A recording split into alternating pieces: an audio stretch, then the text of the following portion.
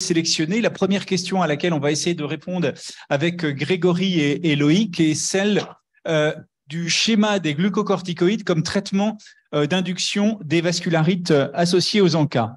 Alors, le plan qu'on vous propose, c'est un rappel rapide des 2 essais thérapeutiques randomisés contrôlés qui ont utilisé un schéma allégé de glucocorticoïdes en traitement d'induction, les données sur Avacopan, les recommandations de l'EULAR et de l'ACR, mais elles sont identiques, et l'analyse du sondage que vous avez bien voulu réaliser sur vos pratiques, et enfin, un moment de discussion. Alors, vous le savez, tout est né de cette publication dans le New England Journal of Medicine en 2020, c'est l'étude PEXIVAS, dont un des objectifs était d'évaluer la place d'une corticothérapie initiale allégée dans le traitement des vascularites associées aux ANCA sévères. Vous savez que un des 2 objectifs principaux était de démontrer la non-infériorité d'une dose réduite de corticoïdes. Et vous savez que c'était une étude en ouverte, donc avec un critère de jugement principal dur, c'est-à-dire on est mort ou on n'est pas mort. Et on a une insuffisance rénale terminale ou on ne l'a pas. C'était un critère composite qui évaluait les 2. Vous connaissez par cœur le design. Les malades recevaient des échanges ou n'en recevaient pas et après étaient randomisés pour avoir une dose standard de corticoïdes ou une dose réduite. C'est l'étude la plus importante sur les vascularites qui a inclus plus de 700 patients avec une vascularite associée aux ANCA.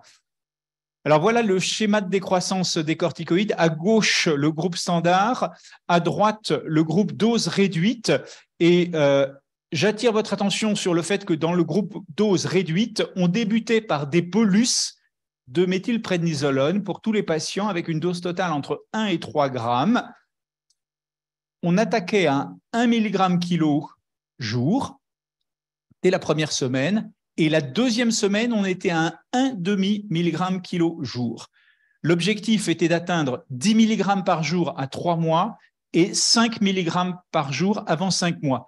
C'est facile à retenir, c'est la règle des 5. 5 mg par jour avant 5 mois. Il s'agissait de granulomatose avec polyangite ou de polyangite microscopique sévère. Il devait avoir soit une atteinte rénale, soit une hémorragie alvéolaire. Et voilà le critère principal sur la corticothérapie allégée. Vous avez le pourcentage de patients décédés ou en insuffisance rénale terminale. Là, vous avez le temps.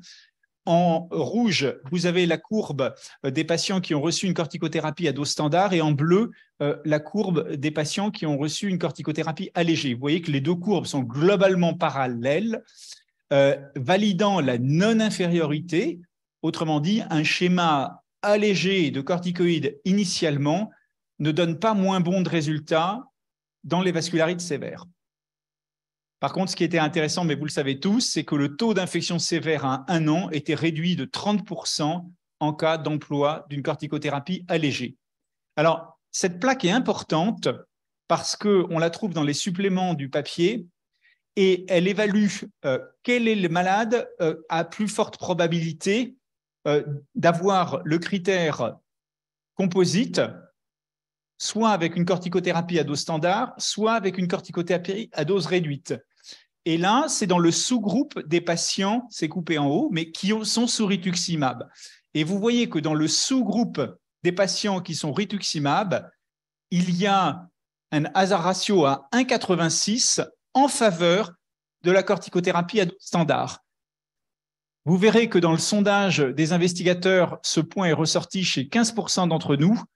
Et un travail qu'a fait Sophie Nagle sous la responsabilité de Benjamin Terrier a également montré que sur des données de la vraie vie, les patients qui étaient sous rituximab avaient un avantage significatif à recevoir une corticothérapie à dose standard. Donc ça, c'est sûrement parmi les choses qu'il faut qu'on discute.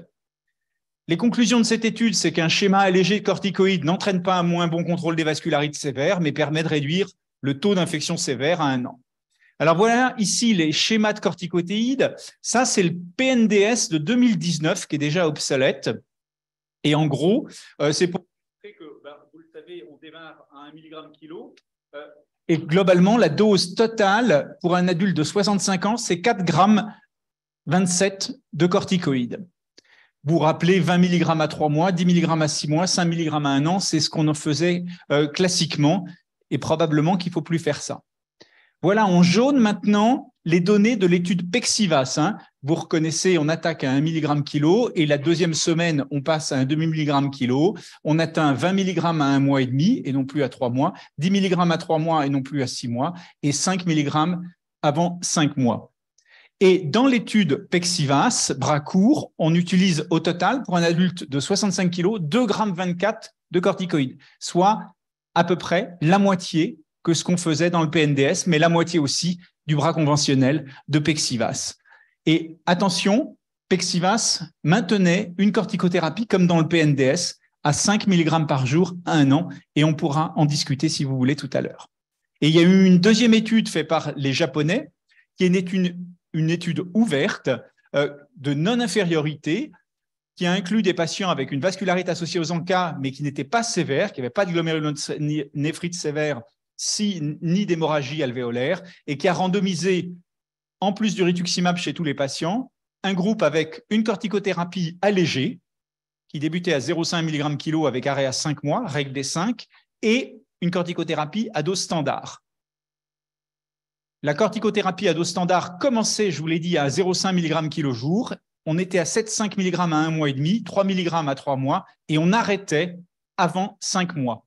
140 patients randomisés, patients âgés, en moyenne 73 ans, 80% de patients avec des polyangite microscopiques. Et vous voyez que le taux de rémission complète à 6 mois, il est à peu près comparable, et en tout cas, il valide la non-infériorité. Comme dans l'étude Pexivas, le taux d'infection sévère était significativement réduit en cas d'emploi d'une corticothérapie à dose allégée, et au contraire de Pexivas, le taux d'événements indésirables sévères était également en faveur du groupe allégé, avec une différence qui était significative.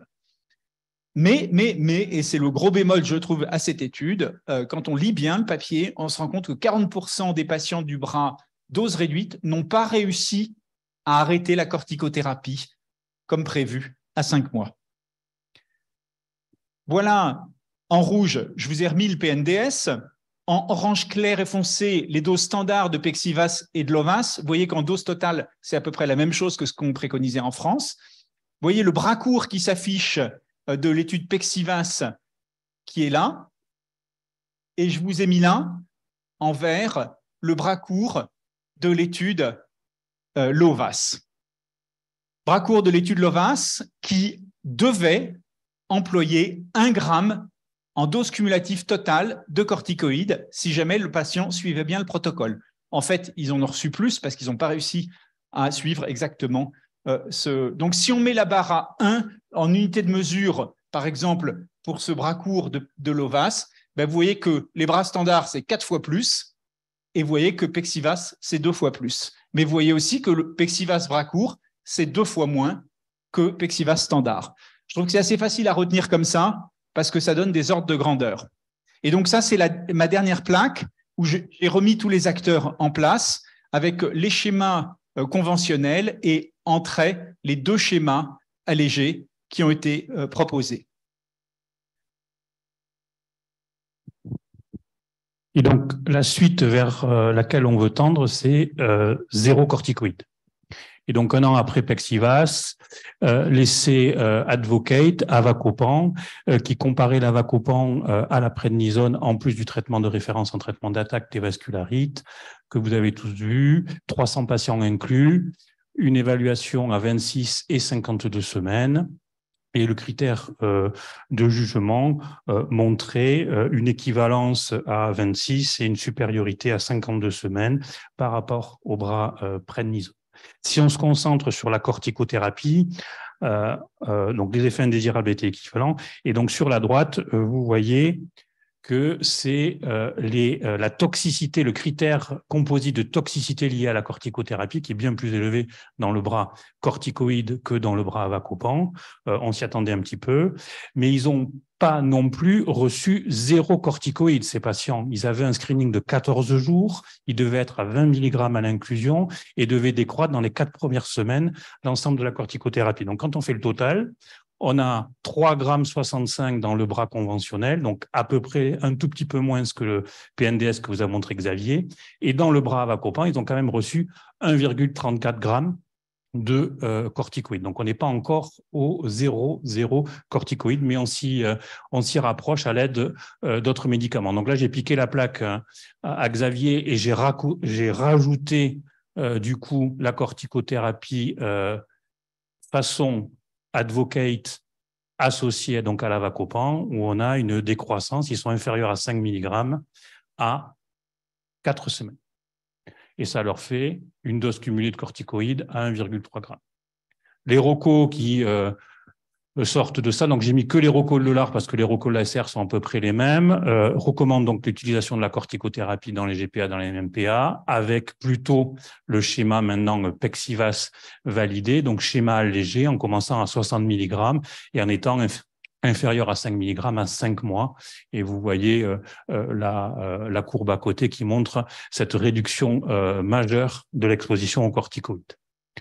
Si on se pose la question des bolus, puisqu'il y a eu des bolus de méthylprednisolone dans le bras Pexivas, il y a eu des bolus proposés dans le bras Advocate également, est-ce qu'on a de l'évidence-based medicine pour dire il faut ou il ne faut pas en faire? Il y a quelques essais observationnels. Les recommandations laissent ouvert au choix du praticien, mais avec des recommandations qui n'ont pas le poids des essais randomisés qu'on vous a présentés juste avant. Ça nous amène du coup à l'enquête qu'on a fait et auquel vous avez tous répondu, donc 82 réponses. Les spécialités qui ont répondu, c'est médecine interne, néphrologie, pneumologie, dermato-rhumato, donc avec les répartitions que vous voyez ici. Donc beaucoup de réponses et une pluralité des spécialistes qui prennent en charge ces patients. L'âge, on est grande majorité en dessous de 45 ans des praticiens. Et le lieu d'exercice, 64% en CHU, et les autres dans d'autres practices, que ce soit le practice de centre hospitalier général ou dans le privé. Alors, dans quelle situation proposez-vous, utilisez-vous la méthylprednisolone nodule poussée de vascularite?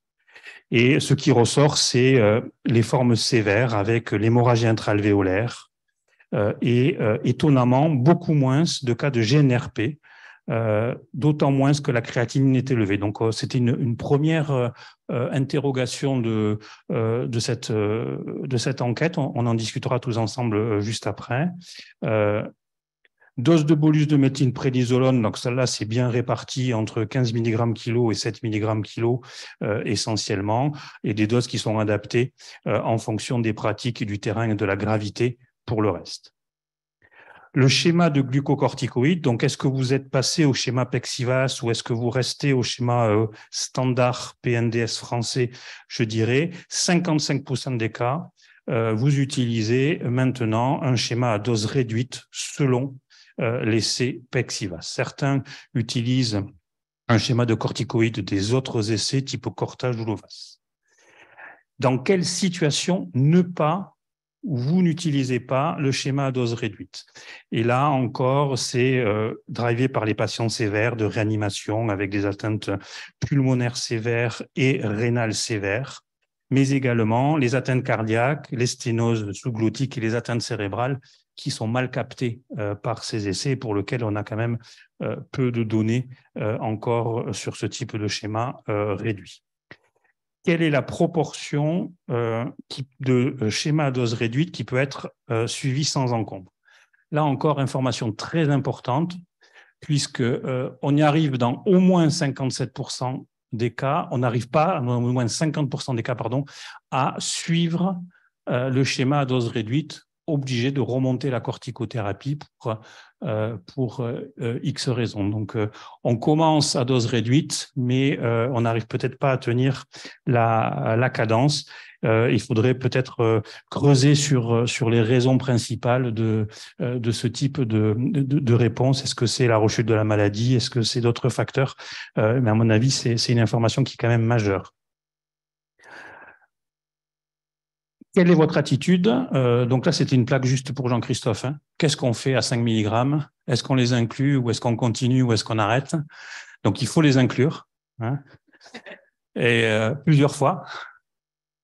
Vous l'appelez, il vous donnera son 0,6 et ça sera sans problème. Mais donc, la majorité maintiennent 5 mg une fois qu'ils sont arrivés à décroître à 5 mg, que ce soit 5 mois, 6 mois, au moins jusqu'à 12 mois.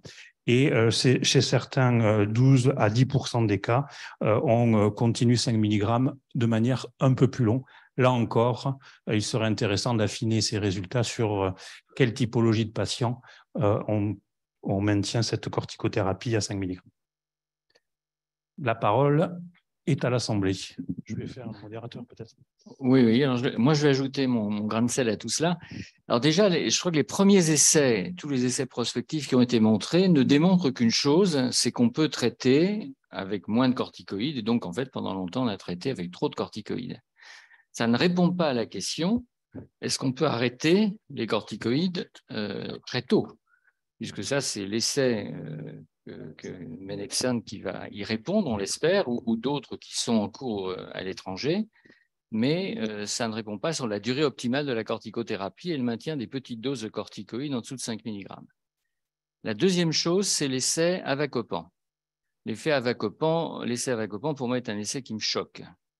Et je vais dire pourquoi, parce que c'est un essai extrêmement intéressant avec l'introduction de nouveaux médicaments qui, je pense, ont un énorme avenir, peut-être plus sur le rein que sur l'épargne cortisonique d'ailleurs.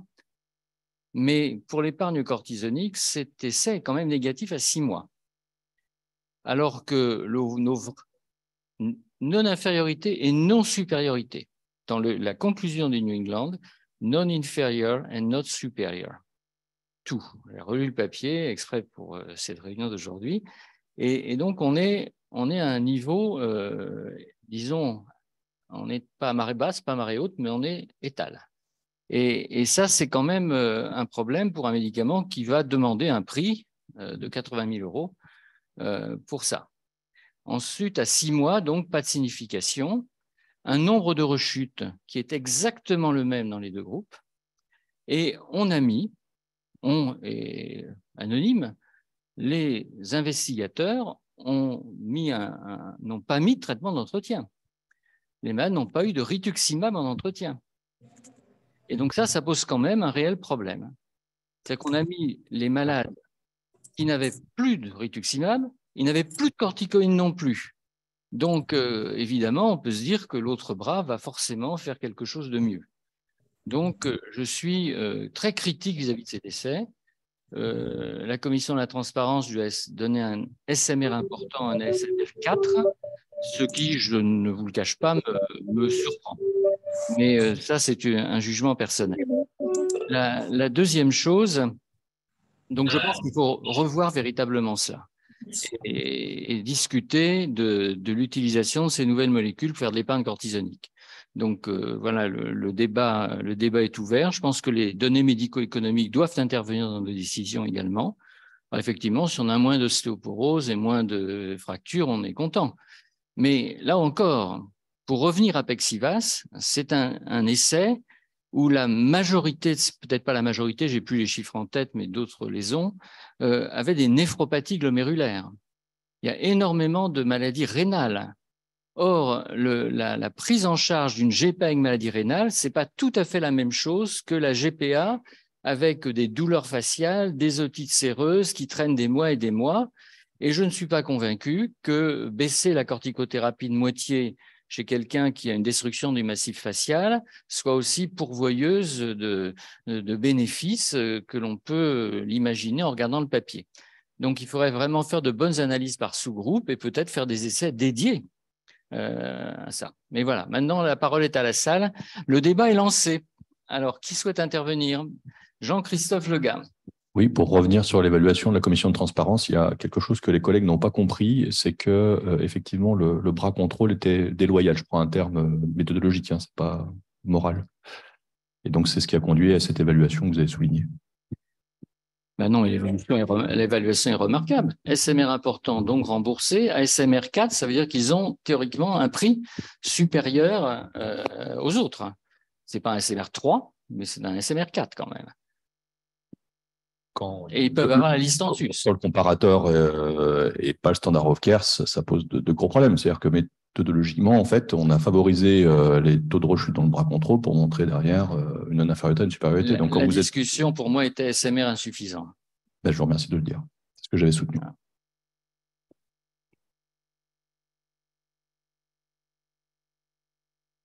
Alors,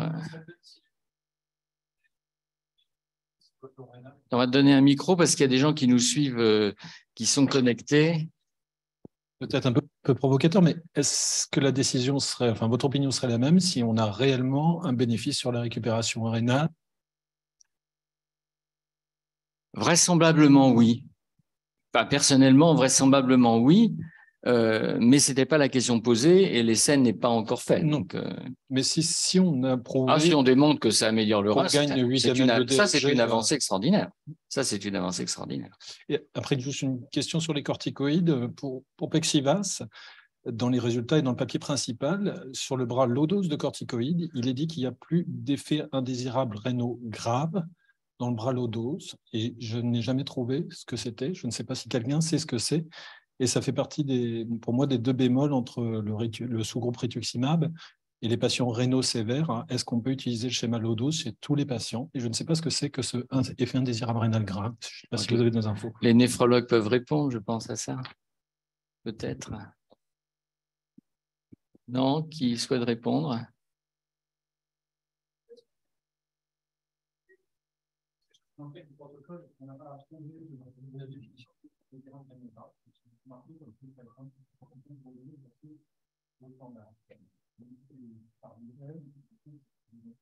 Alors, Benjamin, une réponse. Pas sur ce point. Non, c'était juste pour dire, comme Xavier l'a dit, il y a un travail qui a été conduit auquel beaucoup d'entre vous ont participé sur l'évaluation en vraie vie du schéma low dose. Et un point qui est très important, je pense à rappeler, c'est que Pexivas, c'est 85% de patients sous endoxan, 15% de patients sous rituximab, parce que l'étude a commencé en 2010, je crois, et que dans le travail de Sofinac que tu as cité, c'était plus les pratiques actuelles, c'était 75% de patients sous rituximab. Et on voit que clairement, il y a, sur un critère moins dur que la mort ou l'insuffisance rénale terminale, une différence entre les deux schémas. Alors, ça ne veut pas forcément dire, parce que comme tu l'as dit, sur le fait qu'on puisse avoir ce cap qu'on suit et éventuellement on revient en arrière et on remonte un peu, si ce n'est pas dommageable pour le patient, mais c'est quand même un bon réflexe que même s'il faut s'en méfier, surtout quand les malades avaient plus de 300 de créate et du Ritux en entretien. Et c'est un peu ça rejoint ce que disait tout à l'heure Olivier Morane sur la question de la sévérité dans l'IGA et le traitement. C'est juste, c'est des patients, il faut probablement ne pas le faire, mais les surveiller de près quand même. Non, mais qu'on ait donné trop de corticoïdes, on est tous convaincus. Et moi, je suis convaincu surtout qu'on donne trop de bolus également. Là, il n'y a pas d'études là-dessus, mais je pense qu'on y va beaucoup trop fort avec les bolus, hein, ça c'est clair. Qui souhaite intervenir? Je suis sûr qu'il y a c'est passionnel d'habitude ça, les corticoïdes.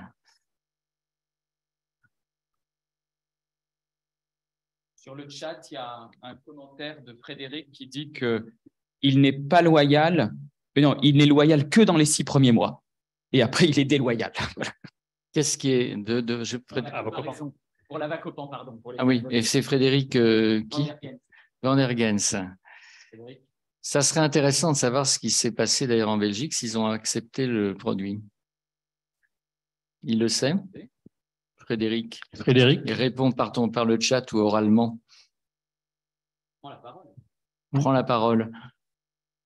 Pas d'acceptation en Belgique. Voilà, pas d'acceptation en Belgique. Oui. Voilà. Non, oui, bonjour. Ben donc, si vous me donnez la parole, effectivement, en Belgique, il n'a pas été accepté à l'heure actuelle. Oui. On verra ce que vont faire les Allemands. Je ne sais pas, je regarderai les avis.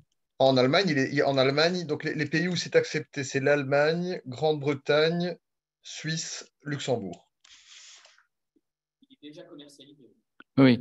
Alors, en Allemagne, c'est un processus un peu différent. Alors, il y a une première investigation et puis un an après, ils revoient tout. Hein, donc, notamment sur le remboursement. Là, il faut démontrer l'efficacité, clairement. Oui, non, exactement. Donc, ils font une espèce d'analyse coût-efficacité nationale après un an. Il y a le GBA qui va revoir ça. Oui. On va te passer la parole. L'ami Ferman.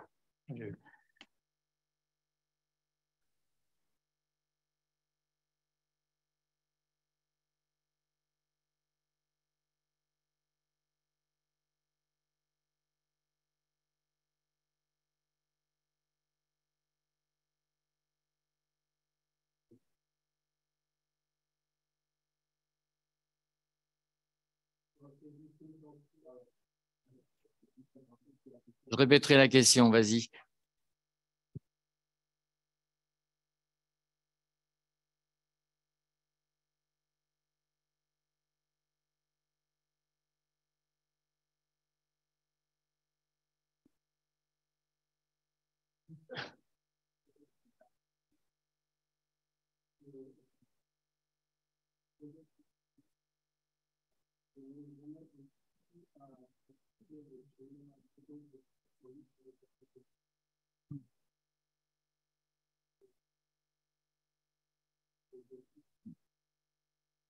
Ah oui, ça c'est un point important. Ce n'est pas tout à fait les mêmes malades que l'on traite parfois.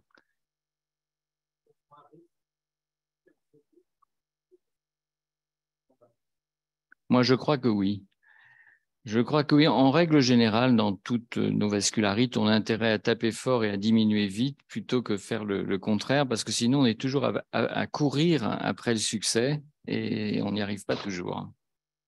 Alors, on a quelques remarques dans le chat qui nous disent que c'est vrai que le protocole n'est pas loyal, mais qu'en est-il de l'amélioration de la fonction rénale? Donc, ça revient un peu sur le débat de tout à l'heure pour voir si on arrive à prouver ça. Et ensuite… Alors, vu de la fenêtre de la commission de transparence, on ne peut pas juger un critère qui n'a pas été mis dans les critères initiaux principaux, en tout cas. Non, il faut un nouvel essai. Il faut qu'il y ait un essai. Oui. Ou alors, il aurait fallu que dans cet essai, ils aient inscrit comme objectif secondaire qu'il y ait une étude approfondie de la fonction rénale, ce qui n'était pas le cas. Et d'ailleurs, pour cette question précise, je vous renvoie à l'éditorial de Kenneth Warrington dans le New England Journal of Medicine, qui explique très bien qu'on ne peut pas tirer de conclusion sur le plan rénal parce que ce n'était pas prévu à l'avance avec ce degré de précision et que deuxièmement, ça n'a pas été ajusté suffisamment. Donc, il est assez… conclure sur l'atteinte rénale et sur un bénéfice rénal avec cette étude. Les collègues en visio nous demandent quelle est l'expérience de Cochin de l'Avacopan. Stan, tu es en ligne? Je ne sais pas si vous m'entendez. On t'entend bien, on t'entend bien. Donc concrètement, on est en train de reprendre les données. Donc ce que je vais vous dire, c'est pas totalement, enfin, j'ai pas toutes les informations exactes. On aura les données d'environ 33 ou 34 malades d'ici fin avril. Là, on a déjà un petit peu moins d'une trentaine de malades pour lesquels on a les dossiers. Pour donner un ordre d'idée, alors déjà, il y a un biais intra-centre français, puisqu'il y a une bonne moitié des patients, pour être honnête, qui viennent de notre centre, de Toulouse. Donc, bon, voilà, je le dis. Donc, il y aura ce biais-là. Au niveau européen, il y a un certain nombre de pays qui ont pourtant un accès, soit un accès précoce, soit autres, qui ont uniquement 1 à 10 malades sous Avacopan. En tout cas, ça, c'était les informations de Viford il y a une dizaine de jours. Donc, la France est plutôt bien positionnée avec l'Allemagne et l'Italie en nombre de patients traités. L'impact a l'air quand même assez favorable avec la difficulté qu'il y a eu 2 formes d'indication. Il y avait vraiment les malades avec des complications de la corticothérapie et donc arrêt de la cortisone rapide sous Avacopan, mais des malades qui recevaient en parallèle du rituximab d'entretien en l'occurrence. Et donc, c'est toujours difficile de bien faire la part des choses entre ce qui revient à l'un ou à l'autre. C'était quand même des malades qui avaient un traitement d'entretien, ce qui n'était pas le cas effectivement dans l'étude Advocate. Et puis d'autres malades qui ont reçu l'Avacopan très tôt. Et alors, ce n'est pas du tout une étude randomisée, c'est juste une étude de vraie vie. Certaines améliorations de fonction rénale qui étaient vraiment assez bonnes, dont en particulier 1 ou 2 malades qui étaient dialysés, un malade qui a été dialysé pendant 4 mois et qui est sorti après 4 mois de dialyse, qui est sorti de dialyse. Ça, c'est vrai que c'est des choses qu'on voit quand même exceptionnellement en dehors de cette situation-là sous Avacopan. Il n'y a pas eu plus d'infections évidentes, mais encore une fois, on est en train de reprendre les données de manière un peu plus précise. Il n'y a pas eu plus d'infections. Il y a une bonne récupération de la fonction rénale. Il y avait, et par contre, là où il y a des données qui manquent, clairement, ce sera dans les indications, on va dire, juste ce qui a été évoqué avant, granulomes centrofaciaux, atteinte ORL un peu récidivante ou délabrante. Ces formes-là chroniques, j'ai notion là d'un cas qui avait été présenté par une Suédoise récemment à une réunion que j'étais, où ça avait l'air de fonctionner, une forme réfractaire centrofaciale et qui, sous avacopan, s'était améliorée, mais ça reste des case reports. Et donc, finalement, l'impact de cette molécule dans cette indication-là reste à prouver. Et enfin, ce qu'on peut dire aussi, c'est que pour l'instant, ça n'a pas été utilisé plus que 12 à 14 mois, c'est-à-dire dans le cadre je crois que le plus long patient, c'était 14 ou 15 mois. Donc, dans le cadre de l'autorisation, c'est 1 an. Et je crois qu'Alexandre Carras avait eu un cas aussi de rechute assez précoce à l'arrêt, si je ne me trompe pas. Nous, ce n'était pas trop notre impression, mais on a poursuivi vraiment le rituximab au-delà. Donc, la question qui va émerger, je pense, de cette étude, c'est quid de l'avacopan systématique en association au standard of care dans les formes sévères. Ça a déjà été évoqué pour l'atteinte rénale. Et ensuite, quid du traitement d'entretien. Si on met un traitement d'entretien par rituximab, peut-être qu'on peut réduire la durée de l'avacopan au même titre qu'on pourrait peut-être réduire la durée de corticothérapie. Voilà, donc c'est plutôt bien toléré, plutôt une bonne efficacité, mais il n'y a pas eu de nouveau signal d'alerte. Je pense qu'on pourra vous donner des résultats d'ici 3-4 mois. Le temps de faire toutes les stats. Autre question. Merci beaucoup. Philippe, oui.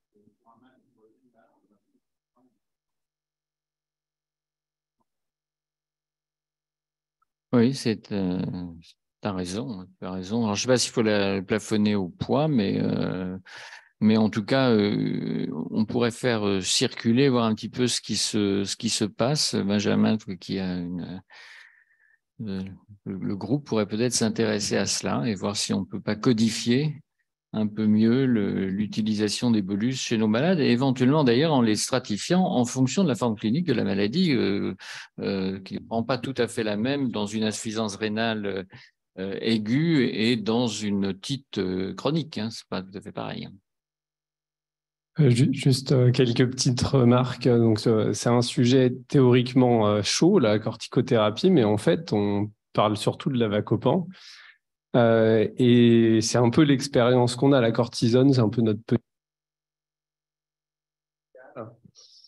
Bon, on ne parle pas trop de la prévention de l'ostéoporose. Est-ce que 100% des gens le font? C'est pas un sujet incroyable. Les bolus, quand je suis arrivé chez Loïc comme chef de clinique, j'ai dit je vais faire une méta-analyse sur les bolus de Solumédrol en médecine interne. Ça a été vite fait, il y a 0 essai.